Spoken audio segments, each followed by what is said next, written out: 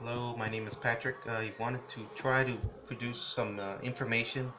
A lot of my friends and my coworkers have been asking about some of the techniques I do when I do some of my barbecuing or any of my other uh, uh, various types of cooking recipes that I do and dishes I do. Today I just wanted to do a brief, this is going to be the first of many I hope. Today I'm just going to do a brief preparation of my barbecue procedures. The basic things that I'm going to do today is chicken, leg quarters, some thighs, and some beef fajitas, which is beef skirt steak. First, we'll go ahead and I'll show you how I do some basic marinating, because that's the basic things I usually do the night before.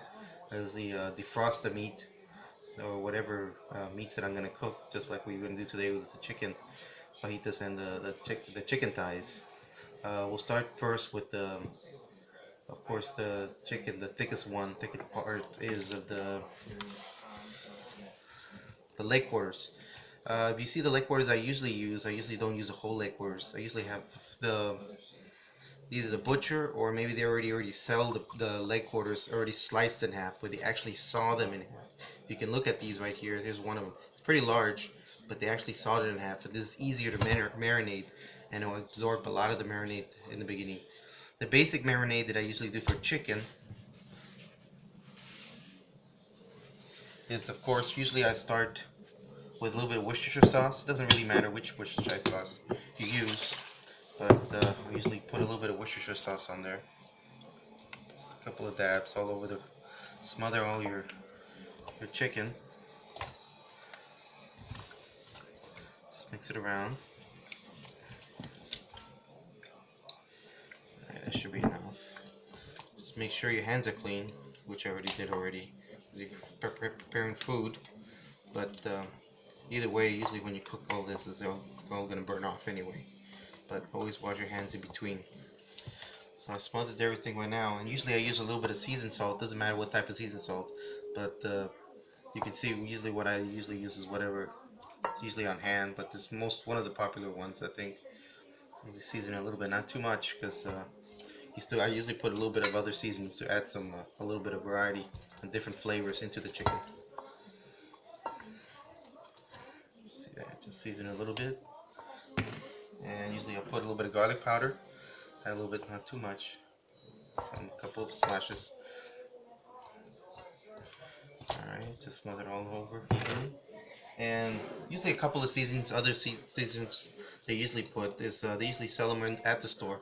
Some kind of chicken seasoning, usually either the one I like to use is actually is one called Montreal chicken, and it has a lot of seasoning to it, and it's very strong. I like it. It has not too much salt, but it does has a little salt. The thing about chicken, you always have to put a little bit more salt than normal, so be sure it has a lot of seasoning. You can use any type of other seasoning. Usually the most basic type of seasoning for chicken, they use a lot of what they use is give me a second. Let me see what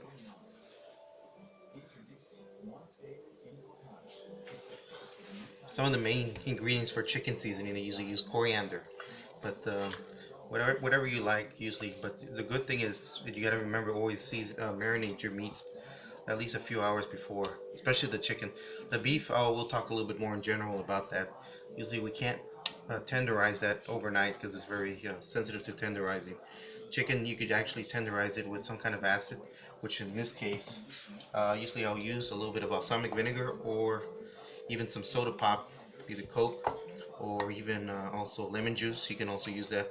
Usually the purpose also is not, it's a dual function, not just marinate and giving it flavor, but also killing any of the excess germs or any like salmonella or any of those type of bacteria that's still left on the meat. So in my case, I usually like using a little bit of balsamic vinegar. It gives it a little bit of a twang. Let me grab it out of the fridge.